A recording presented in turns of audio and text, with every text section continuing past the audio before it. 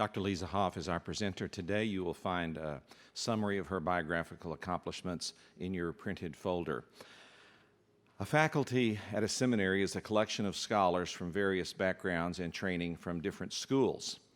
It is also our privilege, though, to have sprinkled within our faculty and seasoned by our faculty some of our own graduates.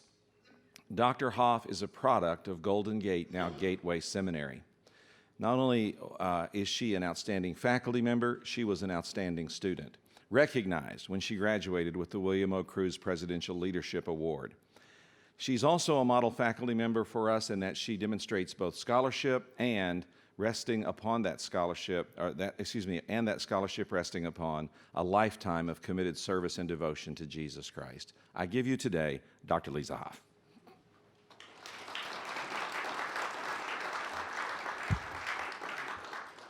I would like to begin by thanking Dr. Orge, Dr. Martin, and the Gateway Seminary faculty for giving me this opportunity today to present this paper on rapid urbanization and its effect on women in the Global South.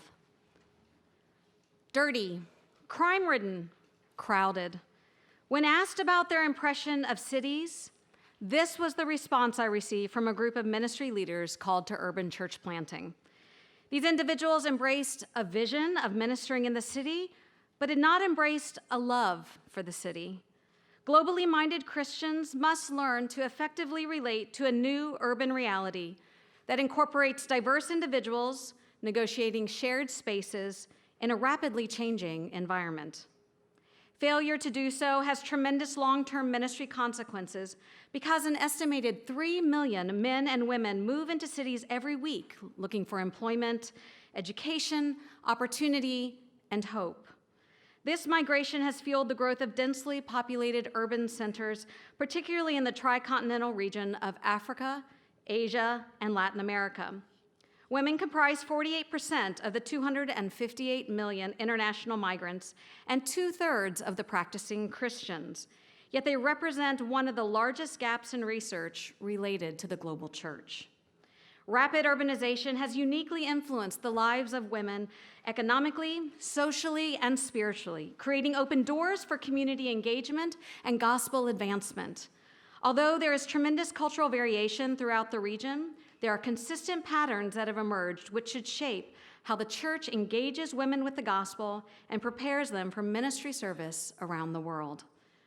The global north-south divide is a geopolitical and economic categorization used to describe development and the interdependent relationships between nation-states. It is also a commonly used delineation among missiologists when talking about the growth of the global church and its unique features. The Global South and Global North vocabulary has gained momentum over the past several decades and is frequently used interchangeably with the terms majority and minority world. Both of these classifications are more geographically accurate and considered less pejorative than previously used terminology. The Global North includes Western Europe and North America, regions often considered wealthy, technologically advanced, politically stable, and aging. A minority of people live in the global north, which equates to 14% of the world's population having greatest access to most of the world's economic resources, educational institutions, and the gospel message. The church in the global north has also been blessed with a strong Christian heritage, deep theological roots, and a history of mission sending. The global south includes Africa, Asia, Latin America, the Caribbean, and Oceania. A majority of the world's people live in this region, which throughout the 20th century was often characterized by economic underdevelopment, incipient democracies, and decolonization. In recent decades, the Global South has grown in prominence due to its increasing economic strength and political influence on the world stage. Although previous generations recognized the cultural and religious diversity of the region, it was most certainly not viewed as a bastion of Christianity. That, however, is changing. Christianity is a faith that was birthed in the Global South and which grew for centuries in the fertile ground of that region. Many would say Christianity is returning to its roots, as it is now home to 65% of the global Christian population, growing churches, and a burgeoning mission force. The Urban Millennium was celebrated on May 23, 2007, when for the first time in history, the world officially became more urban than rural. This demographic milestone acknowledged a shift not only in population patterns and density, but also a change in global culture. Prior to 1600, the urban population never surpassed 5% because most people lived in diffusely populated areas. Only with the Industrial Revolution in Europe and North America did urban numbers begin to surge because of rural to urban migration. There are many similarities in how industrialization and modernization have contributed to the growth of cities in both the global north and south. The size of the urban population in the global south, however, is a characteristic that has uniquely shaped the development in that region. Between 1950 to 2015, the southern population increased from 300 million to 3 billion. This rate of growth has literally turned small villages into international cities within a matter of decades, affecting the way people relate to both themselves and to their communities. By 2050, the world's urban population is expected to grow by more than 2/3. Nearly 90% of this growth is anticipated in cities across Asia and Africa. Beijing's population, for example, grew from 1.7 million to 18 million between 1950 to 2015, and is projected to reach 25 million by 2035. Dhaka has gone from less than 500,000 people to 18 million people in 65 years, and will add an estimated 13 million more by 2030. David Satterwhite, Senior Fellow at the International Institute for Environment and Development, asserts, many aspects of urban change during the period 1950 to 2000 were unprecedented, including not only the world's level of urbanization and the size of its urban population, but also the number of countries becoming more urbanized and the size and number of very large cities. According to the United Nations Department of Economic and Social Affairs, between 2000 and 2018, the number of cities with a population over 1 million increased from 371 to 548, and another 158 will be added by 2030. Cities of 1 million are increasingly viewed as smaller urban centers in the global south because of the increase in megacities, densely populated areas of 10 million or more people. In 1975, only Tokyo, New York, and Mexico City fit this category. However, by 2030, there will be an estimated 43 megacities, with 36 of them in the global south. A megaregion or megalopolis is formed when a chain of cities merge into a large urban conglomeration. Megaregions have a population in the tens of millions and can stretch for hundreds of miles, sharing topography, infrastructure, and economic systems. One example is the Greater Pearl River Delta megaregion, which combines 9 mainland Chinese cities with Hong Kong and Macau. In 2008, the Chinese government spent nearly $322 billion on more than 150 infrastructure projects to forge a network of transportation, water, energy supply, and telecommunication facilities. Today, the PRD spans 21,100 square miles, and by 2030, will have an estimated population of 80 million people. The emergence of these endless cities creates both opportunity and challenges for government and ministry leaders alike, as they seek to create sustainable cities that lead to human flourishing.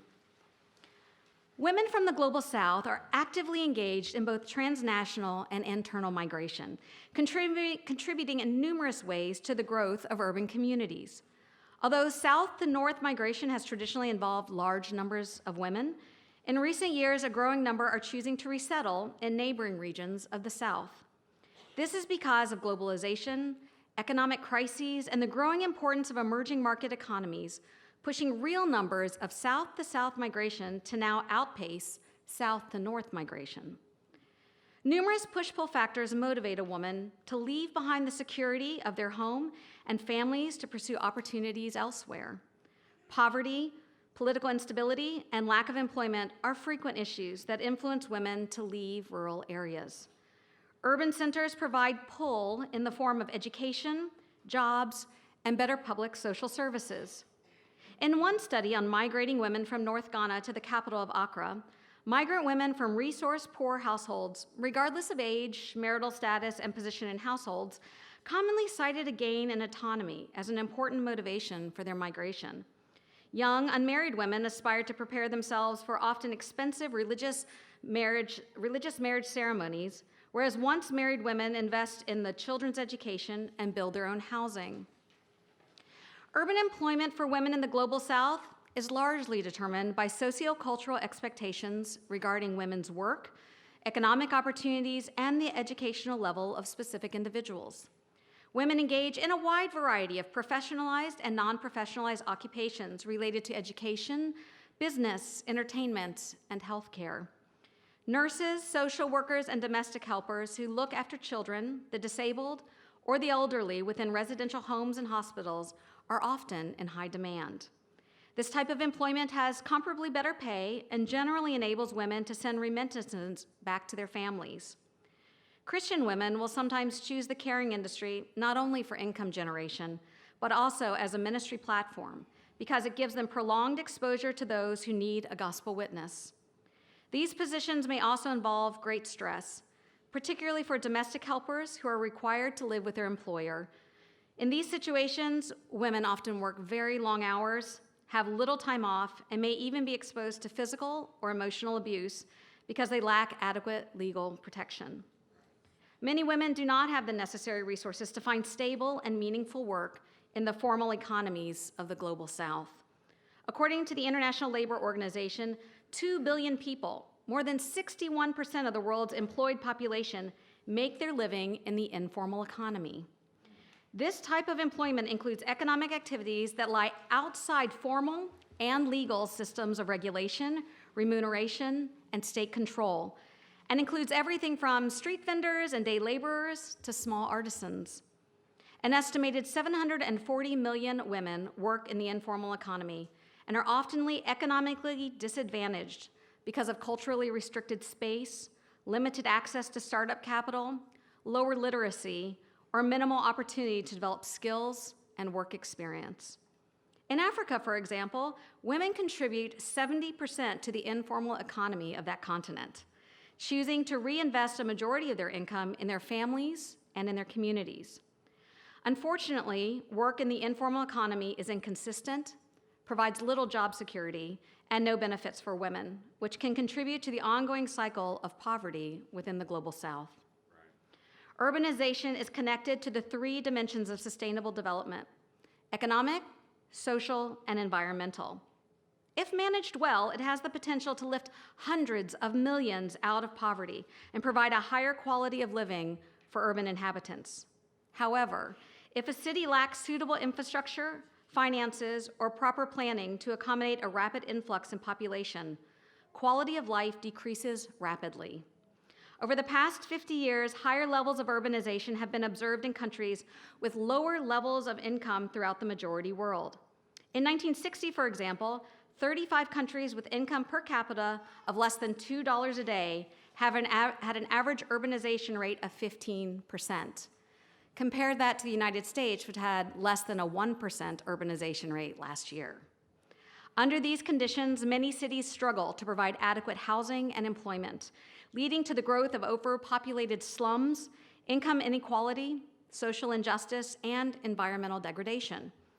Competition for limited resources and social exclusion of vulnerable, poor, and marginalized groups also increases among those who already have inadequate access to basic social services such as healthcare and education.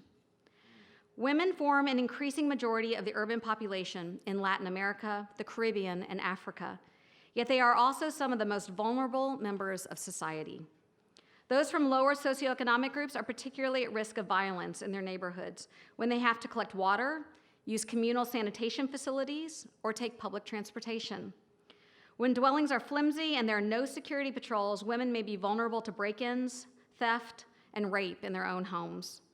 For many, there is a fear of living alone, because as revealed by evidence from slums in Bangladesh, India, and in Kenya, they are often so insecure about living without men that they opt to stay in abusive relationships with real or make-do husbands. When migrating to cities, rural women may have unrealistic expectations, lack sufficient information, and may not have adequate financial provision to cover expenses upon arrival, which can leave them open to irregular and exploitative situations such as prostitution. Lower income women are also less likely to have an education, which limits their opportunity for success in urban areas. Despite the closing gender gap, women still constitute 2/3 of the 774 million adult illiterates and have disproportionately low completion rates of secondary and tertiary education. It is not uncommon for young women to be withdrawn from school because their parents or guardians may not perceive girls' education to be important, or because their labor is needed from an early age to help out with unpaid chores or household finances, even if there is considerable evidence that young people can and do combine work and schooling. Rapid urbanization has not only had an economic impact on women in the global South, but has reordered their daily lives, restructured relationships, and in many cases, redefined parts of their identity. Although many women have gained financial and educational benefit from development, there have also been adverse consequences from a rapid influx of money over a very short period of time. Corruption has become an accepted practice with many government, business, and educational leaders, frustrating those who see such behavior as undermining to their communities. In a 2012 study on one of China's fastest growing cities, a woman shared how socially accepted values had changed due to modernization. She said, "Our society is so different now. It has become so corrupt. The more power a person has, the richer a person gets. Financial gain in the hands of only the elite has generated resentment and vast income inequality in many cities throughout the global South, threatening social stability and sustainable community development. Rapid urban growth often elicits feelings of grief and loneliness for women. In many cities, physical spaces are altered and entire neighborhoods razed, making it impossible for local people to find old family homes or places that held great meaning. This causes stress on those who are forced to adapt to unfamiliar environments and abandon valued parts of their community. In one northern Chinese city, a woman shared how her neighbor dismantled the Kong, a traditional bed made of bricks, from her courtyard home and then rebuilt it brick by brick in a high-rise apartment building she was forced to move into as a result of urban development. The Kong is a coal-heated bed that is useless in a centrally heated apartment. However, it represented community and a way of life she had trouble letting go of in the midst of a rapidly modernizing society. Urbanization changes the roles and relationships of women, specifically related to family, society, and personal identity. Increasingly, these urban relationships are based less on geographic proximity and more along vocational and volitional lines. One woman expressed sadness because changes in her city caused people to become more estranged from one another as they moved away from traditional neighborhoods and became more upwardly mobile. This is a disadvantage to development. She observed that people don't know each other even when they are neighbors. This is a disadvantage to development. I don't think there is really anything to bring them together. Changes in relational dynamics are grieved, particularly by older women who may not benefit from the economic growth of the community as much as they may experience loss of relational connectedness. Reflecting on the tremendous economic growth in her city and her previous way of life, an older woman noted, "People felt closer to each other then.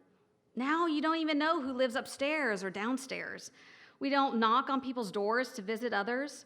Chinese people traditionally excel in relating and talking together, but because of these changes, we have lost contact with others. The close relationship among people has changed. I'm not as happy as I used to be. The neighbors were like my family members. If someone cooked, you could all eat together, but you don't see this anymore." Women who participate in rural to urban migration are particularly prone to feelings of isolation in the city because they leave behind strong social support systems and relational bonds shared with family and friends. They may experience feelings of loss associated with displacement from familial contexts and support networks, as well as difficulties related to settlement, pressure on family structures, and relationships. Although some engage in chain migration following friends or family to a city, there are others who choose to make the journey alone. During these times of transition, many women are more open to the gospel message because they are already experiencing such dramatic changes in other areas of their life. Women construct a new sense of personal identity when they move to urban centers. Some find the transition liberating because it frees them from cultural constraints imposed by smaller rural communities, while others find the challenges overwhelming. Women with status from higher socioeconomic backgrounds usually have greater personal autonomy and options simply because of resources. Those from lower socioeconomic groups or with less status sometimes struggle to integrate fully into city life or to develop a healthy sense of self in relationship to other urban people. A wealthy Brahmin woman in New Delhi was asked if she would ever allow her child to marry outside her caste. Her response was that in her home village, she would never concede to that because of pressure from the social group to marry another Brahmin. Brahmins are the highest caste. In the city, however, that was a different story. If there was an acceptable match from the Kshatriya caste, which is the next caste down, who was well-educated and had a lot of money, then that would be an option. For her, being in the city allowed for more flexibility concerning personal preferences as it related to group identity. In contrast, ethnic minorities from rural areas often face unique challenges when moving to a city. Leaving a homogeneous community in the countryside to pursue a heterogeneous life in the city requires an individual to relinquish certain parts of personal culture and identity for the purpose of integration.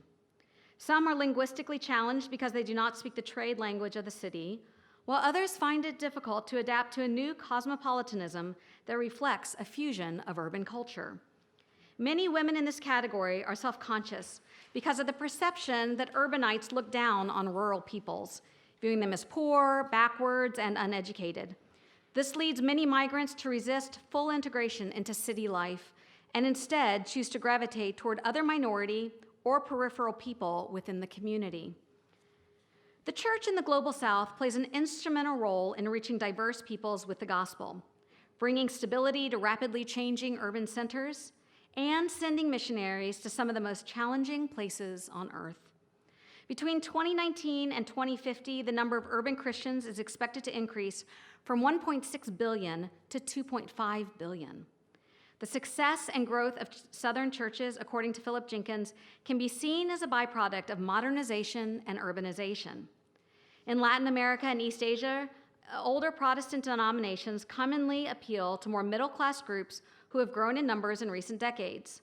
In communities of poverty and rapid social change, however, Pentecostal and independent churches are making the greatest inroads by providing a sense of community and hope for those on the fringes of society. Religious groups in the Global South frequently provide alternative healthcare, education, and practical resources for the poor and the undocumented in urban centers. This alternative social system has been important to winning support for churches, mosques, and other religious organizations because it fills a very practical need for millions of people living in poverty. It is likely to become even more important as the gap between popular needs and the official capacities to fill them becomes even wider. Providing this form of support also provides an opportunity for urban Christians to connect in very practical ways with the wider community outside the walls of the church. The mainland Chinese church is a good example of how Christianity has grown in many urban centers throughout the Global South. It is home to an estimated 93 to 115 million Christians and diverse churches reaching out to a very complex society. In his book, China's Urban Christians, A Light That Cannot Be Hidden, Brent Fulton states there are three kinds of urban churches in China today: the official state-run, the migrants, and the urban professional. The state-run churches draw from a variety of backgrounds and adhere to the three self strategy of self-governance, self-support, and self-propagation. Rural Christians who migrate to the city looking for work or to share the gospel generally gravitate toward migrant congregations because of the shared values and worldview. These churches often struggle to connect with those who are raised in an urban environment because of differences in culture, but do well in reaching other migrants.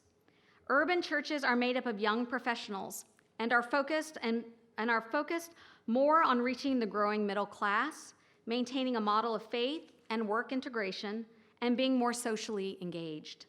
They have greater financial resources to devote to ministry projects and are able to better reach urban peoples than most migrant churches.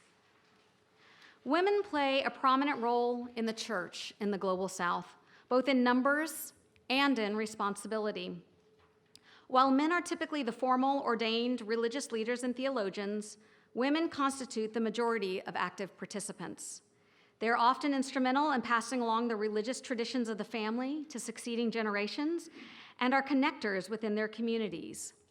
A 2016 Pew Research report on the gender gap in religions around the world found women to be more devout than men by several standard measures of religious commitment.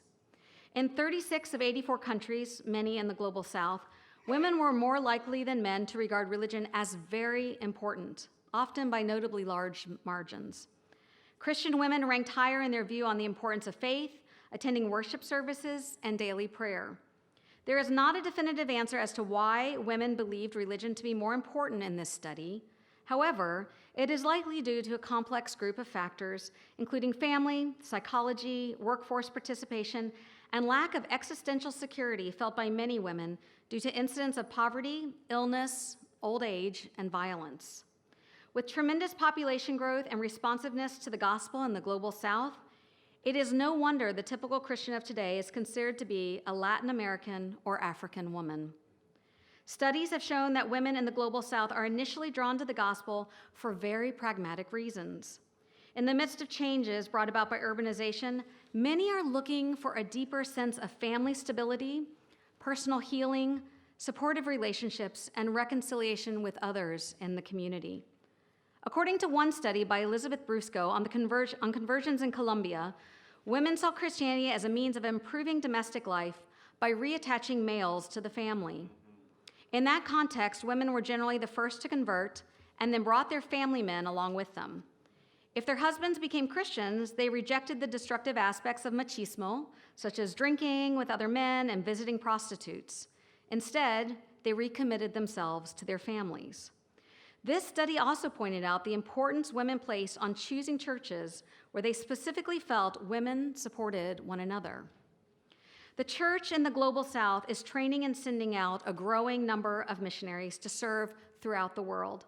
They're utilizing various sending channels through traditional mission organizations, business platforms, and nonprofits. Missionaries from the South are also capitalizing on the growing global economy and political alliances that have created increased opportunity to serve in restricted access nations. Although they do not always have the same financing and training as Christians in the global north, they are faithfully choosing to be obedient to the Great Commission, often at great personal sacrifice. Christians from the global south have more in common with other majority world people, which makes it easier for them to cross cultural hurdles and build bridges into communities throughout the region. Women play a particularly strategic role in reaching other women with the gospel in gender-segregated societies. In Muslim communities, for example, female missionaries have great potential to make inroads with other women and their children through healthcare, education, and children's concerns.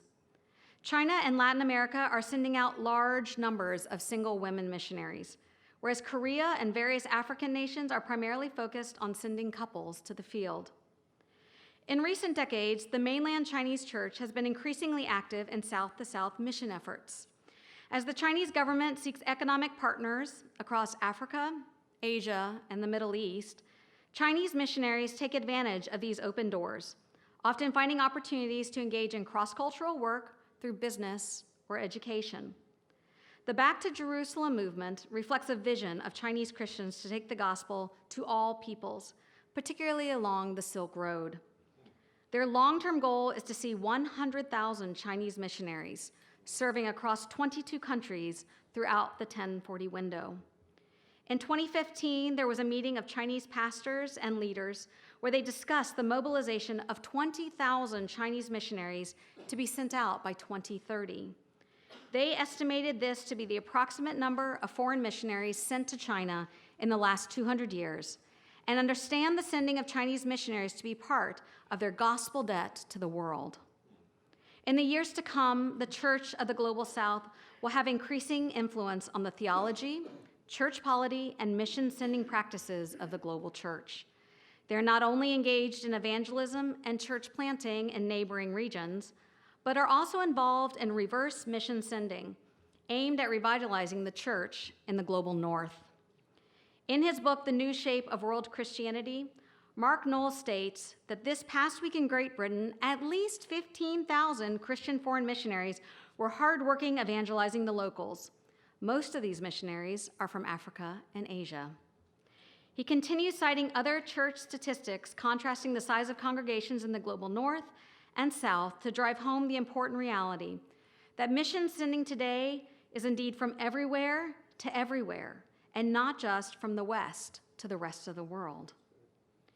Gateway has a calling to shape leaders who expand God's kingdom around the world.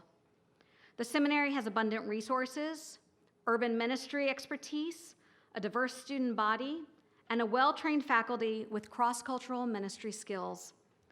The church in the global south is situated among some of the fastest growing global cities, ministering to many of the most unreached peoples with comparably few ministry resources to accomplish the task.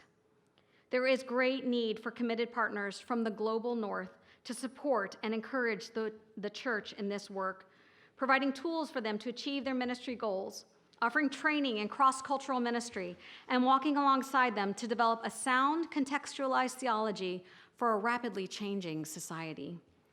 Women fulfill important roles in the global church and share an equal need for theological and ministry education to prepare them to reach others with the gospel message.